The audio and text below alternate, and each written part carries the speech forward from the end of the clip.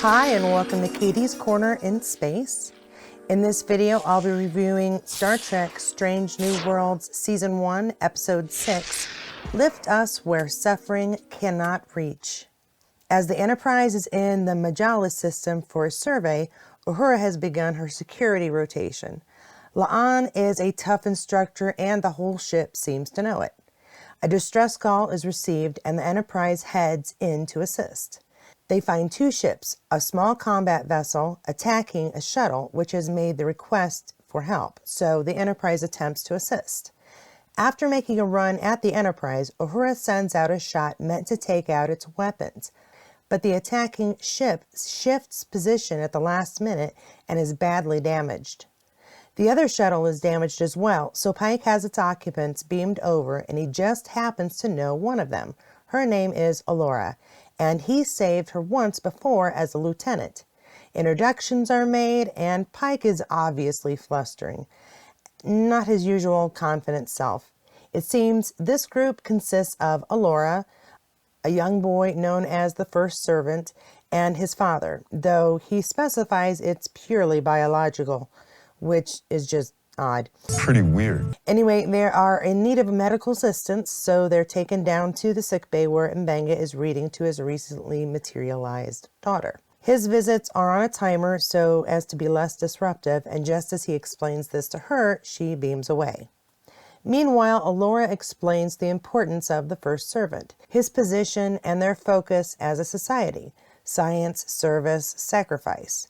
They were on their way to his ascension when the combat alien ship attacked.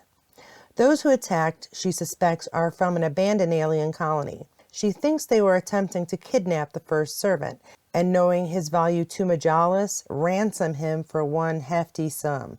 The kid is basically priceless. La'an says she can go and check out the crash site of the downed ship and begin an investigation. Alora doesn't seem pleased by this, but Pike explains its procedure for any attack on a Federation ship. Alora agrees, but insists on being there when they see the site. In the sickbay, M'Benga is overseeing Chapel as she scans and attempts to treat the boy, while his father, who turns out to be a doctor, observes. Then takes over, explaining the boy's implants only need to be checked, and that they would repair any damage.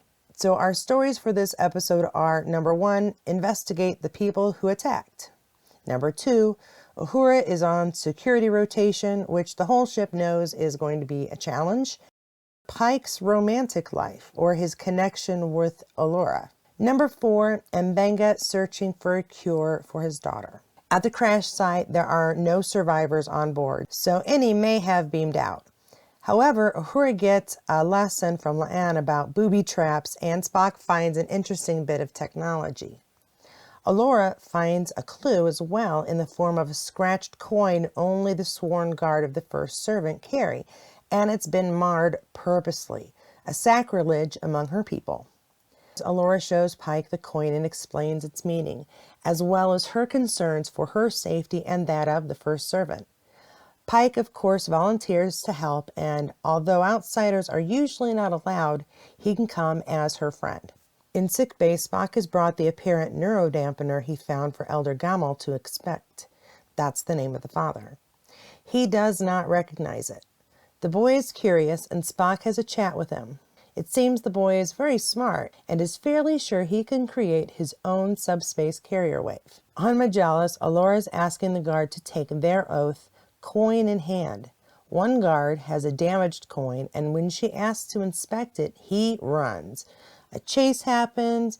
The view is kind of funky with lava flowing below the floating ground, but the guard is eventually stopped but accidentally killed after taking Alora hostage for a hot second, only saying he was on the attacking ship to fulfill his oath, and long live the First Servant. Back on the ship, Kirk is teasing Uhura about a security rotation in the mess hall when La'an shows up with some things she liberated from the crash site. Not at all within protocols, and wants Uhura to translate it. Uhura is surprised by La'an saying it's yet another lesson: sometimes you have to break the rules. In sickbay, Mbenga is just amazed at the first servant's implants as they continue to repair any damage in the brain, and asks his fellow medical practitioner if this knowledge could be applied to a hypothetical patient, aka his daughter. The Majalis technology is far beyond the Federation. Unfortunately, they are not allowed to share with outsiders. On the planet, Pike listens as Allura tells him how fearful she is, and he offers to place guards, but she'd rather he stay. Right about here, I start thinking, and today, playing the part of James Kirk is Christopher Pike. Unsurprisingly, Pike takes Allura up on her offer. And the next scene is them giggling and chatting in bed, where he confesses he was hitting on her when they first met, which she knew. They both agree meeting again had been unlikely, but the future is always a mystery. Pike explains he knows some of his future, and Allura tells him if he stayed, he could have access to their medicine, which may actually change the outcome of his accident. On the ship, Uhura did the translations and far more, discovering the alien attackers are actually from a Majalis colony. In the sickbay again, the first servant has found the doctor's daughter, and they are playing.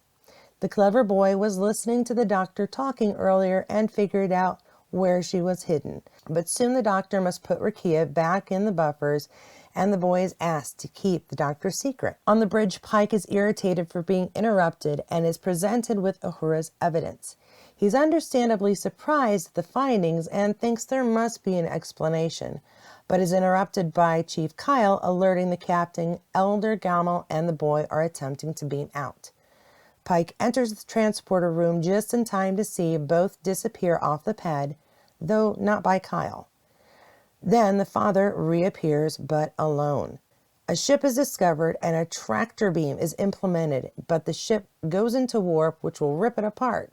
Enterprise cuts the tractor beam just a moment too late, and the ship explodes. No way anyone could have survived it. The loss of the first servant is devastating. Allura explains that the first servant is needed to keep their city from falling from the sky. Understandably confused at this answer, Pike asks what Allura means, but is cut off.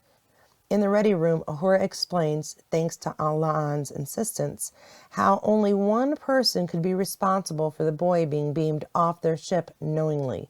It seems the boy's father accessed both his and the boy's bioscans.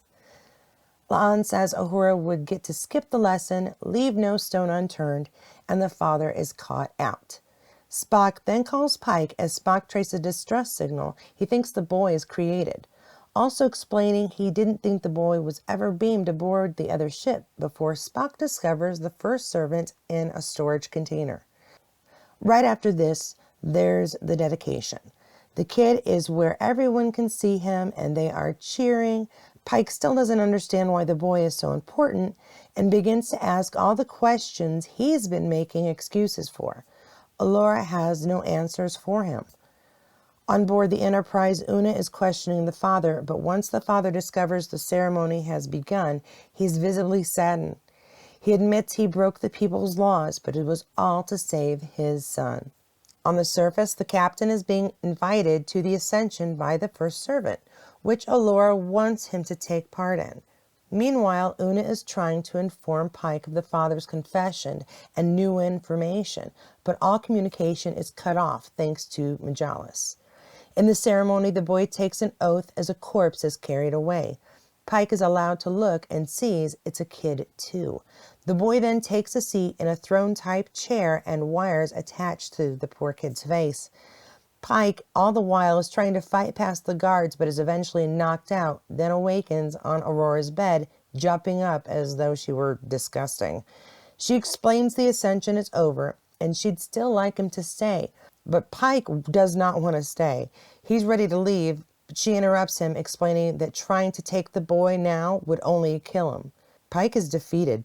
The crazy thing is when Pike asks what the machine does, she says she doesn't know. They've tried alternatives, but only a child works. They don't seem to have any understanding of their own technology.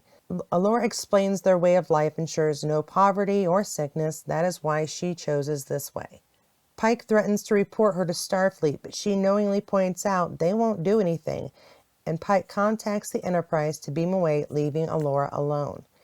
In sick bay, the elder can't give the doctor the medical science he needs.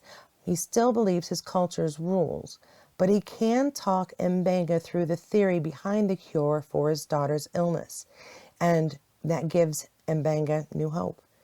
And we leave Pike contemplating all he's done and seen throughout this episode. And it's quite a bit. A few moments really worth mentioning again are Mbenga and him having to put his daughter back into the buffers. Because he's putting her essentially into a form of stasis, there isn't a real sense of urgency, it seems, until he thinks he's got a way to move his search for a cure forward. Then there's almost this intense tone in his discussions with Elder Gamal as he probes for any signs of hope in their technology. I think we need this, as Mbenga is rarely seen with or discussing his daughter, and we as fans need a little reminder. He's carrying a heavy burden as a parent right now. I honestly feel so bad for Pike to have carried this little ember for Allura all this time and finally get close, only to have this ugly truth about her society's ideal of normal. It's just heartbreaking in so many aspects. And I don't blame him at all for just ignoring the non-interference rule and just trying his hardest to push past the guards to stop this horrific tradition. I know there's this whole lesson where they decide to sacrifice one purposely to avoid other societal issues, but damn, to just ignore free will for a nice city. Pike has a lot to ponder about this last mission, and really there's very little that can make it better. When everything's all said and done, I really just have one question. How does everyone on board know La'an's security rules and training type? Wasn't she just commissioned on board as chief? Did every officer have to go through her drills at some point? It would have been a nice toss-in of info, like Pike referring to the time La'an tripped him when he tried this Vulcan move Spock showed him. But she says he executed a turn incorrectly, and La'an points out that's why he's flat on his back now. What a funny little anecdote. Something like that, a little background as to why everyone seems to feel for her trials would have been nice. All right, I think that's all I've got off the top of my head today. It was a cute yet rough one. I enjoyed the kids playing in sickbay and seeing Rukia again. It was a treat. I really do hope she gets a cure before the season is over. I think this planet is nuts to openly decide to sacrifice a child. Often enough, the child in question doesn't age much for the convenience of the others. It's just a weird situation, and it's deplorable in my opinion. I know it's a phrase thrown around a lot, but if they don't like it, if they truly wish there was another way, then they should do as those before them have done and move. And on that cheery note, thanks so much for checking out today's review. Take a moment to like and subscribe below so you'll know when my next video comes out. Don't forget to check out this video, and I will see you next week. Bye.